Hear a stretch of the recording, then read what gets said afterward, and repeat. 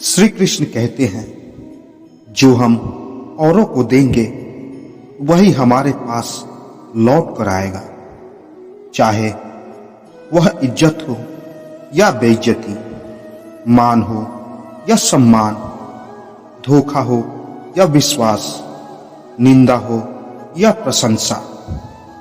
जो हम दूसरों से अपने लिए चाहते हैं, हमें वो दूसरों को पहले देना पड़ेगा, तब जाकर हम उस लायक बन पाएंगे कि किसी से कोई उम्मीद कर सके। हमारी एक बुरी आदत है कि हम अपने लिए दूसरों से अच्छे बर्ताव की उम्मीद करते हैं।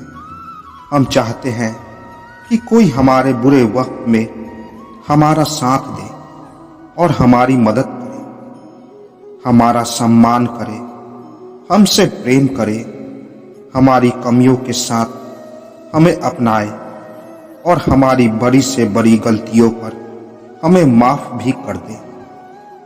लेकिन क्या दूसरों को भी हमसे यही उम्मीद रखने का हक है?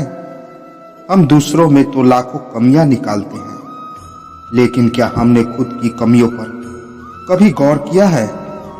अगर किसी से हमें वो नहीं मिल पाता तो हम उससे अपने लिए चाहते हैं तो वो हमारी निगाह में बुरा बन जाता है। लेकिन हमने उसके लिए क्या किया है, इस बात से हमें कोई मतलब नहीं है। हम ये बात भूल जाते हैं कि हम दूसरों को जो देते हैं वही दूसरों से पाते हैं।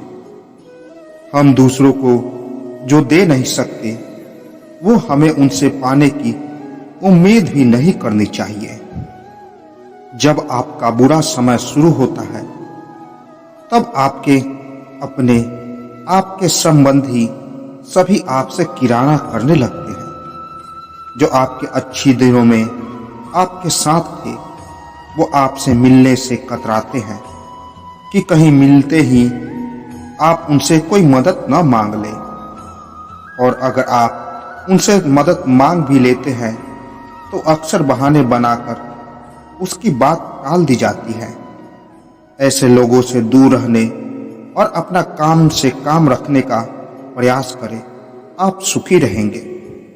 हमारी एक बुरी आदत है, जब भी हमारे साथ कुछ गलत होता है तो हम उसका दोष किसी दूसरे पर मढ़ देते हैं, जबकि हमें यह समझना जरूरी है कि हमारे साथ जो कुछ भी गलत हो रहा है उसके जिम्मेदार हम स्वयं ही हैं।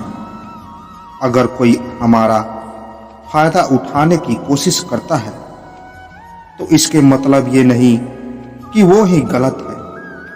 अगर हम किसी को मौका ही न दे तो भला हमारा कोई फायदा कैसे उठा सकता है? अगर हमें कोई धोखा देता है तो इसका मतलब बस ये है कि हम सजग नहीं थे। इसलिए अपने साथ जो भी कुछ गलत हो रहा है उसके लिए किसी दूसरे को दोषी न ठहराना बंद करें और अपने द्वारा की गई लापरवाही और अपनी गलतियों की जिम्मेदारी स्वयं लें। कोई तकलीफ हो तो इकट्ठी भीड़ होती है, मगर बेगाने जख्मों का कोई मरहम नहीं बनता। वो दिन कुछ और थे और ये दिन कुछ और हैं, पर अब किसी का दर्द दूजे की दवा का काम करती है। कोई तकलीफ में हो तो इकट्ठी भीड़ होती है, मगर बेगाने जख्मों का कोई मरहम नहीं बनता।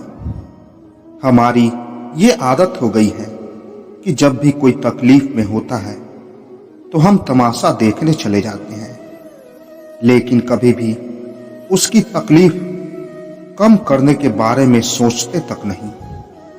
कभी कभी तो हद ही हो जाती है।